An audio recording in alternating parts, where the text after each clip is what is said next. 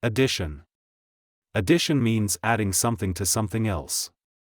It can also mean something that is added. Example sentences. We learned addition in math class today. 2 plus 2 equals 4. We learned addition in math class today. 2 plus 2 equals 4. The addition of a new puppy to the family made everyone happy. The addition of a new puppy to the family made everyone happy. Adding extra cheese to the pizza was a great addition to the recipe. Adding extra cheese to the pizza was a great addition to the recipe. The addition of more players made the game more exciting. The addition of more players made the game more exciting. In addition to the homework, we had to read a chapter of the book.